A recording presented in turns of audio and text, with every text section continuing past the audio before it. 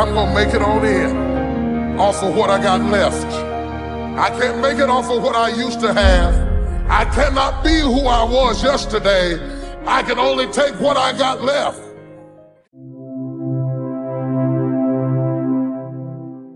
Behind every moment of adversity in your life, there's always a lesson and there's always a blessing. Every time you're in pain, it leaves a gift behind.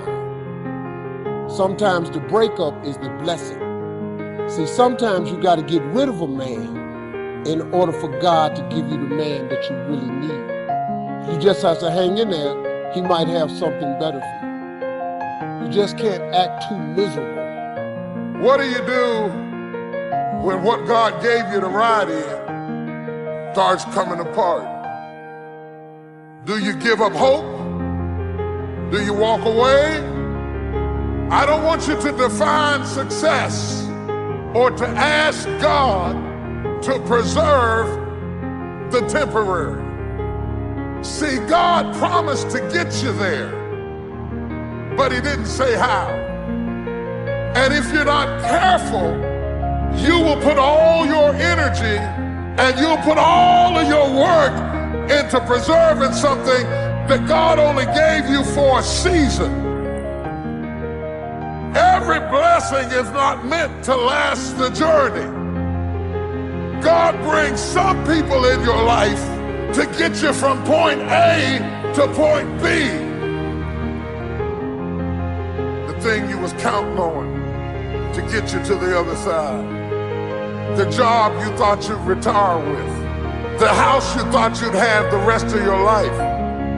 And the storm got it. How many of you have lost some stuff in the storm? Lost some people in the storm, and it made you feel like a failure. It was a temporary blessing. If it was meant to stay, it couldn't leave. You're in love with what you had, and you think that if your life does not retain the shape that you started with, you don't think that it can get you where you're going. Just because things are broken in your life doesn't mean you can't survive. Just because things are broken in your life doesn't mean you can't survive. Look at your neighbor and say, I'm gonna make it on in off of what I got left. I can't make it off of what I used to have. I cannot be who I was yesterday. I can only take what I got left. He didn't promise to save my boat. He promised to save me.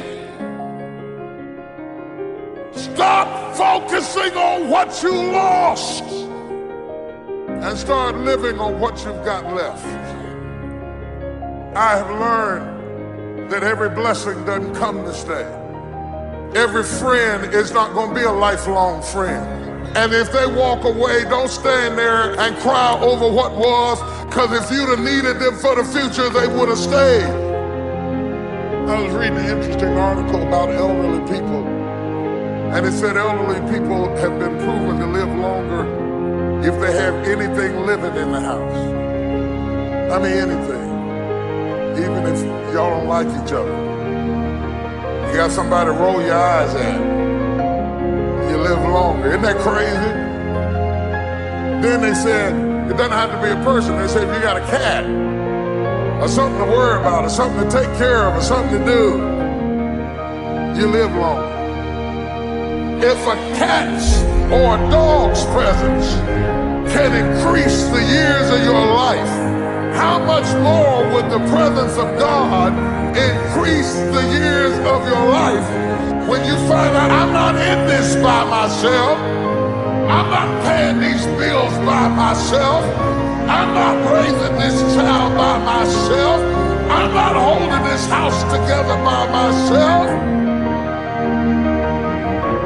Everybody in this room that knows that the Lord is with you, stand up and brag about it right now.